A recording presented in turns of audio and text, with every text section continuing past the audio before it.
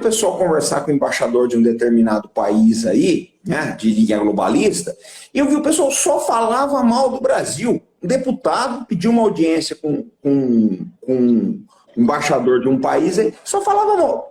Se eu entrar nisso daí, é exatamente para pedir emprego, trazer investimentos para o Brasil, mas investimentos que não obriguem o Brasil a impor as condições deles, não. Trazer investimento para cá, falando, meu amigo, olha só, nós estamos recebendo o senhor aqui na Assembleia Legislativa de São Paulo, né? Muito bem, legal, bacana, os dois países tiveram sempre uma amizade, assim, muito proveitosa, e a gente quer trazer emprego e investimento para cá. Essa é uma coisa.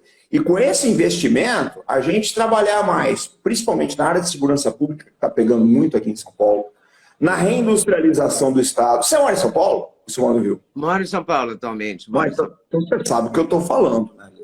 Você sabe o que eu estou falando. A Cracolândia aqui de São Paulo, ela já está vazando a Santa Cecília, ela vai chegar na Consolação. Então, essa é uma das nossas metas, né? Outra coisa também, eu ando muito para o interior de São Paulo, Leda, e é triste a situação das pessoas, porque outro dia eu estava ouvindo uma líder comunitária, que é muito importante, é uma antena de todos os anseios dos bairros aí, e ela falou uma coisa interessante, falou, comandante, o Estado tem que ver que tem gente que não tem dinheiro para comprar uma dipirona. É um fato. Tem gente que não tem dinheiro, imagina medicamentos mais avançados, mais sofisticados. Então a gente tem que ter um Estado mais presente, Leila, porque o discurso, Leila, o discurso que vai hoje em dia é aquele o Estado mínimo. Estado mínimo é para quem pode pagar. Estado mínimo é para quem pode pagar um plano de saúde, para quem anda de carro blindado, para quem tem um condomínio com segurança, Leda. Agora, a maior parte da população não tem condições de pagar por isso. Então, na verdade, a gente quer fazer um mandato voltado para o interesse nacional, para o interesse público, e principalmente o interesse dos menos favorecidos, né? Pois é, o que eu acho complicado na política brasileira é essa coisa de ficar falando mal do Brasil, fazer campanha fora do Brasil para falar mal do Brasil, gastar um dinheiro importante porque não gosta do presidente ou porque não gosta do governador, e fala mal do Estado, fala mal do país, fala mal da gente, do próprio umbigo. Não faz, e eu acho que os políticos brasileiros também não pensam muito no país, né? Não, Nos brasileiros. O Estado mínimo era importante porque assim, tem coisa que o Estado não precisa fazer. Por exemplo, ter uma fábrica de camisinha no Acre. Não tem sentido, né? Isso aí os laboratórios fazem, particulares, privados. O Estado tem que ter um bom SUS, né? Pois é, essa ideia. Essa priorização tem que ser mais trabalhada, né? As prioridades, os interesses. Sabe o que eu acho? Eu acho o seguinte, a política, ela perdeu a razão principal dela, que é melhorar, deixa eu só tirar o som aqui do meu computador, que é melhorar a vida das pessoas. Então você vê, a maior parte das discussões hoje não tem nada a ver com as necessidades das pessoas, nada a ver com não se fala mais em escola, não se fala mais em educação, não se fala mais em segurança pública, não se fala mais em transporte, não se fala mais em investimento, não se fala mais em industrialização. Os papos, os assuntos, você vai num debate presidencial, você é genocida e você é ladrão. O teu parente fez isso, o outro fez aquilo, né? O interesse público, as coisas importantes, o nacionalismo, as necessidades da nossa sociedade, ninguém mais está abordando. Eu faço uma política, eu tenho um canal, né, o Arte da Guerra, nós já temos mais de 4.000 vídeos lá. Você não ia falar mal de ninguém, eu foco em propostas. O pessoal vem me provocar lá para falar de fulano de Beltrano, eu falo, cara, eu não estou aqui para isso. Eu não faço uma coluna de fofocas, meu negócio é proposta. E eu tive esse fim de semana em São José dos Campos, que é uma cidade que eu tenho um apreço, um carinho muito grande por conta do apoio que eles deram em alguns projetos que eu trabalhei na Marinha. E em São José dos Campos a gente tem uma atenção muito grande, Leda, porque é um polo, né, da indústria aeroespacial, da indústria de defesa, que precisa ter investimento. A gente precisa investir, o Brasil precisa de investimento. Esse é um fato. E uma coisa que eu quero brigar. Não investe em segurança, não investe nas armas brasileiras, porque há também um preconceito, né? Fala assim, é militar, é marinha, é exército, é aeronáutica, eu tenho horror, mas não pode ter horror, porque é a nossa defesa, né? Olha, você quer ver uma coisa? Vou te dizer um negócio. Existe, né, uma coisa que pouca gente sabe.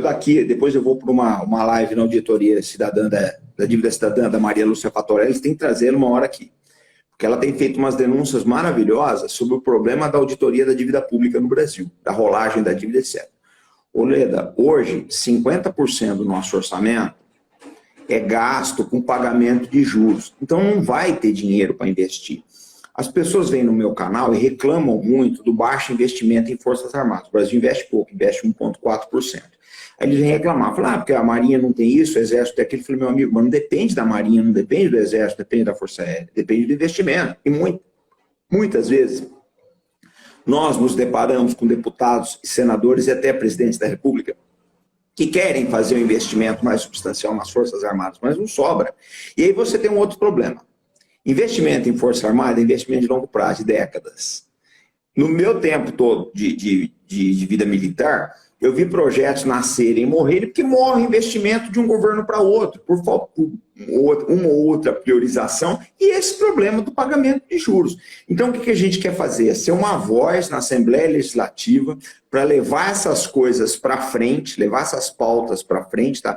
Para o dinheiro público ser usado de uma forma mais justa, mais eficiente, e que dê retorno para a população, sem demagogia, sem ficar destruindo reputações, destruindo a vida dos outros, nada. Focado pura e simplesmente no interesse público. O seu partido é o PDT. Exatamente. Do velho engenheiro Leonel. Epa, grande Leonel Brizola. Está fazendo falta, né? Engenheiro Leonel. Faz, Oleda faz. E olha só. Que a gente está vivendo hoje, ele diria loucuras, né? Porque ele falava mesmo, né? Falava. Ele é uma pessoa que tinha uma consciência social muito grande. O problema, Leda, é que é o seguinte: todo mundo que tem uma consciência social no Brasil, você pega o Getúlio, você pega o Brizola, você pega o Enéas, todo mundo que tem consciência social é atacado nesse país, Leda. Todo mundo que tem consciência social, que aponta os deveres. Eu sou atacado, o pessoal fala um monte de coisa. Você está vendo aqui, eu estou sentado contigo, não sou nenhum bicho-papão. A gente está falando em dívida pública, a gente está falando em investimento, a gente está falando em ajudar as pessoas. Quer dizer, é crime você querer ajudar as pessoas? É crime você apontar que o dinheiro está indo para banco? Tem algo errado, né?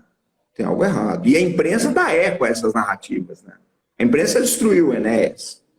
Destruiu o doutor Enéas. E está ajudando a fazer essa campanha contra o Ciro, né? Porque o Ciro hoje falou isso, que há uma campanha contra ele, essa campanha do voto útil, contra ele, é uma campanha impressionante. Ele falou em nacional e internacional. Eu sei porque eu e o Aldo Rebelo, ministro Aldo Rebelo, a gente sente muito a pancada, né? Em virtude de que o pessoal ataca a gente para atingir o Ciro. Por quê? Nossa plataforma é nacionalista, nossa plataforma é desenvolvimentista, a nossa plataforma vai no sentido de estimular a indústria de defesa, e isso desagrada muita gente. A verdade é uma só, Leila. Para os grandes conglomerados investidores internacionais, não interessa um Brasil potência. Eles querem um Brasil produzindo commodities aí, mas nada além disso. Eles sabem que se o Brasil ficar livre das amarras, isso vira uma Coreia do Sul com 220 milhões de habitantes, ninguém segura. Ninguém segura o Brasil se soltar as amarras. Essa é que é a verdade. Então esse pessoal ataca muito por causa disso. A gente está vivendo um momento em que várias denúncias são feitas e muitas pessoas, muitos políticos, inclusive, e candidatos também, falam que o Estado de São Paulo está muito nas mãos dos chineses. O senhor tem alguma informação sobre isso? Eu acho que o Brasil está na mão de investidores estrangeiros, não só chineses, como americanos, alemães. Para você ter uma base. O país da Europa, para quem o Brasil mais exportou ano passado, foram os Países Baixos, a Holanda, né? Que é uma fração do volume de negócios que nós temos com a China.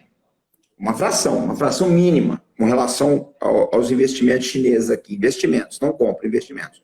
Agora, você vê o seguinte, vê a quantidade de ingerência que Holanda, Reino Unido, Noruega, Alemanha, Estados Unidos e França, só para falar os principais, fazem no Brasil. Você não vê o chinês dando pitaco aqui, se a gente tá fazendo isso ou aquilo na Amazônia. Você não vê isso.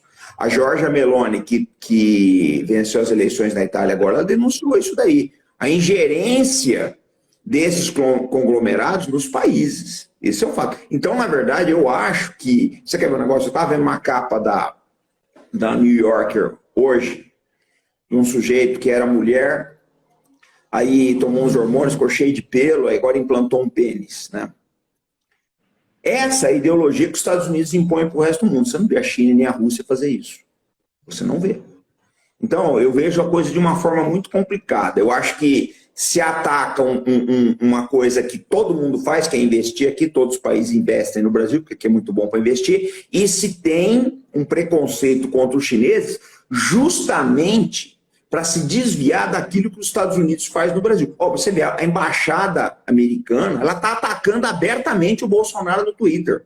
Abertamente. Eu não sou eleitor do Bolsonaro, mas ela está atacando abertamente. Isso é uma interferência explícita aos assuntos do Brasil. Explícita, é bom que o teu público saiba disso. É só ir lá no Twitter da embaixada americana. A Victoria Nuland, que é subsecretária de Estado dos Estados Unidos, que foi a mulher que ajudou a fazer a Revolução Colorida na Ucrânia em 2014, teve aqui, tá, interferindo claramente nos assuntos brasileiros. Então, na verdade, eu acho que se tem um problema no Brasil, esse problema está vindo da Europa e dos Estados Unidos. Essa é a minha opinião. Essa é a visão que eu tenho. A não ser que alguém me aponte, falou, não, a embaixada chinesa está interferindo nas eleições brasileiras, etc. Porque eu não vi isso até agora. Agora eu vejo a embaixada americana todo dia. Ontem eu fui no Twitter deles e eu coloquei um trecho daquele filme do Robert De Niro lá, o Irlandês, né, em que mostra, né, eles falam, não, porque nós confiamos muito no processo eleitoral brasileiro. Eu falei, ó, nós é que não confiamos no processo eleitoral americano, né, porque se sabe que o John Kennedy foi eleito por gente morta, né, gente morta de Chicago que a máfia colocou para votar para ele.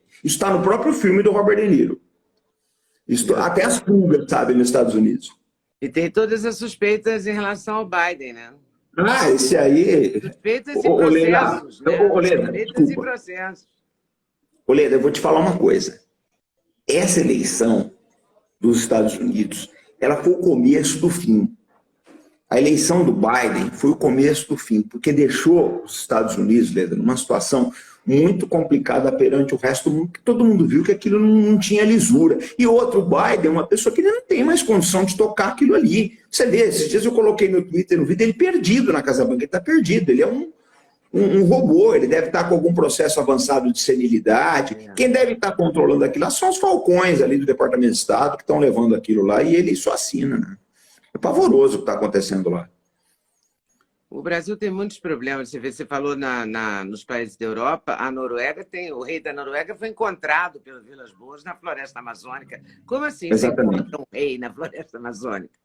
Eles entram aqui e não avisam nada. O que eu fico triste, Leda, não é nem porque eu penso da seguinte forma. O rei da Noruega, ele é empossado para defender os interesses da sociedade dele. Na verdade, de uma camada da sociedade dele. Mas ele está lá, esse é o papel dele. O rei da Inglaterra, a mesma coisa. Aquele orelhudo que tomou o poder lá agora, é a mesma coisa. Só que você até entende. Ó, ele está defendendo a casta dele. O que me deixa pau da vida é brasileiro fazendo propaganda contra o Brasil. Brasileiro fazendo propaganda contra o Brasil. Brasileiro indo se encontrar com o John Kerry. Brasileiro indo se encontrar com o Príncipe Charles. Essa gente tem as mãos sujas de sangue, Leda. Tem as mãos sujas de sangue. O John Kerry ganhou medalha na Guerra do Vietnã, depois hoje está pagando de bonzinho. Ele não ganhou medalha porque fez o trabalho de Madre Teresa de Calcutá. Ele ganhou medalha porque matou gente lá, matou camponês. Então, essas coisas a gente tem que começar a revelar para o público brasileiro. O que está acontecendo? A quem algumas das nossas lideranças estão se associando aí fora, porque eles não estão afim do interesse brasileiro. E outra, eu acho engraçado o seguinte também. As pessoas que vêm apontar o dedo para o Brasil com relação a crimes ambientais, entre eles o senhor John Kerry, se esquecem que o maior crime ambiental da história da humanidade,